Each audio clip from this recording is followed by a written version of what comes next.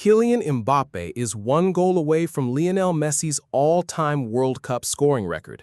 France just scored 10 goals in 3 group games without conceding more than 4, and their manager missed a match this month to bury his own mother, only for FIFA to reportedly block his players from wearing a black armband in her memory.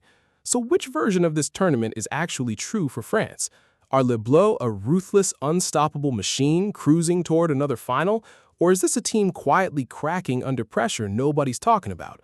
Because when you start digging into what's happened to France since June 16th, the story gets a lot messier than the scoreline suggests. This is the 2026 World Cup, the biggest tournament in football history, and France is either its most dominant team or its most fragile favorite. So what's really happening here? Let's set the scene. France arrived in North America as one of the outright favorites to win it all, a squad so stacked with attacking talent that manager Didier Deschamps openly admitted before the tournament that keeping everyone happy would be nearly impossible.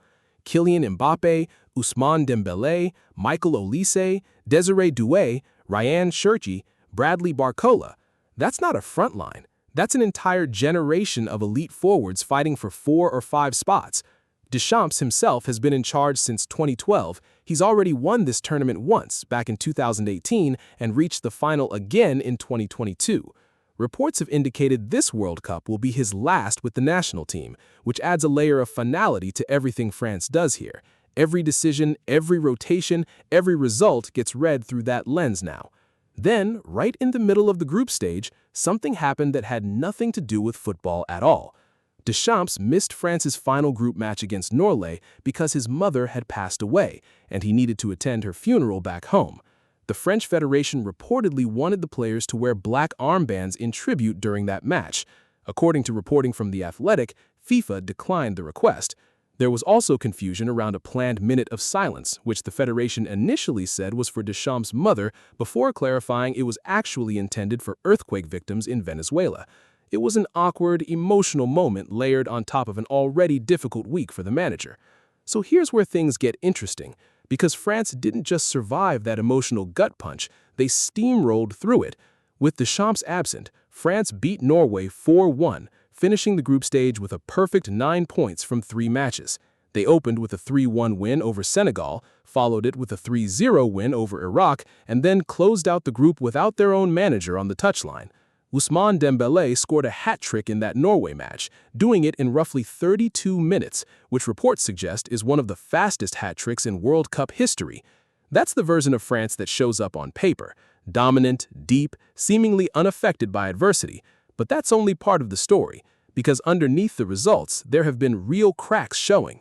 Before the tournament even kicked off, Deschamps was reportedly managing 3 separate headaches. The first was that embarrassment of riches problem up front, where players like Doué and Cherki were left frustrated with limited minutes despite their form. The second was defensive. William Saliba, one of the best young center-backs in the world, arrived at the national team's training base carrying a back issue that had reportedly lingered for months, serious enough that there was talk of him missing the tournament entirely. The third concern centered on Jules Koundé, who, by his own admission, was coming off a difficult stretch both for his club and with the national team, which opened the door for Malo Gusto to push for playing time at right back. Here's why that matters. A team's depth chart looks completely different when your captain and top scorer are healthy and firing versus when your backline is patched together with fitness question marks. France has been winning games comfortably so far, but comfortable wins can paper over problems that get exposed the moment the opposition gets tougher, and the opposition is about to get a lot tougher. If you're finding this breakdown useful, go ahead and hit subscribe now, because we're tracking every single result and storyline from this World Cup as it unfolds. Now let's talk about the round of 32, because this is where France really made a statement. They beat Sweden 3-0 at MetLife Stadium, and Mbappé was the headline once again, scoring twice to push his career World Cup tally to within a single goal of Messi's all-time record. Barcola added a third for good measure. On the surface, that's about as convincing as a knockout win gets. But there's another angle worth exploring here, and it's about the environment these matches are being played in. After France's group stage matches at NYNJ Stadium, several players from both France and Brazil raised concerns about the pitch quality. Brazil's Vinicius Jr. complained that the heat was drying out the grass and slowing the game down. Deschamps diplomatically called it a special service that the team would need to adjust to. His midfielder Adrien Rabiot was far less careful with his words, saying he wasn't sure the surface could even be called a pitch, describing it as feeling more like artificial turf. FIFA pushed back on those claims, stating that all 16 World Cup venues remained in excellent condition from both a playability and safety standpoint, and that visual appearance on television doesn't necessarily reflect the actual quality underneath. Still, when multiple national teams are independently raising the same concern, it's worth paying attention to, especially heading into the business end of the tournament where fine margins decide everything. This is where a bit of historical comparison helps put things in perspective. Deschamps has now guided France through 3 consecutive major tournament cycles at an elite level, which is almost unheard of in the modern game where manager turnover is constant.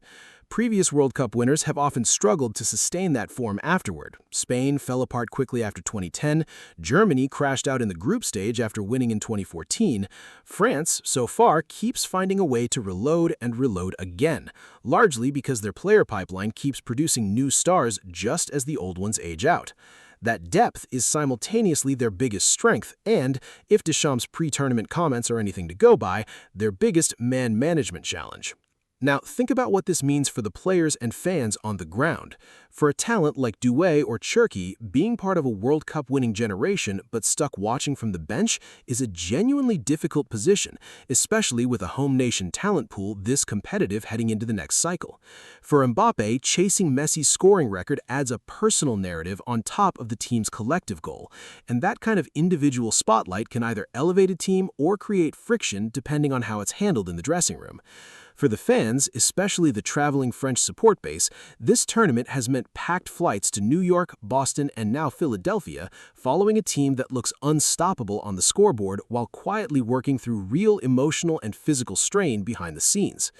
Atmosphere-wise, matches involving France have been some of the most electric of the tournament so far, and pundits like Gary Lineker have publicly backed them as the outright favorites to win the whole thing, specifically citing Deschamps' experience as a difference-maker no other manager in the competition can match. Here's a quick reminder to subscribe if you want the next update on France's World Cup run the moment it happens, because their next test is coming fast. That test is Paraguay in the round of 16, scheduled for July 4th in Philadelphia. Paraguay reached this stage by eliminating Germany, so they're not walking in as pushovers. If France gets through that, their likely quarterfinal opponent on July 9th in Boston would be either Canada or Morocco, 2 teams playing with very different styles and very different levels of tournament experience. So what's the best-case scenario here? France stays healthy, Saliba's back holds up, Koundé rediscovers his club form, and MBAPPE keeps closing in on that scoring record while Deschamps rotates his forward line without anyone's ego getting in the way. In that version, France looks every bit like the favorite Lineker described, cruising into the semifinals in Dallas on July 14th with real momentum. The worst realistic scenario looks different. It's a defense that's already shown fitness concerns getting exposed by a sharper attacking side, a front line where too many egos are competing for too few positions, and a manager trying to hold everything together in what's reportedly his final tournament in charge, all while still processing a personal loss that FIFA didn't even let his team publicly acknowledge.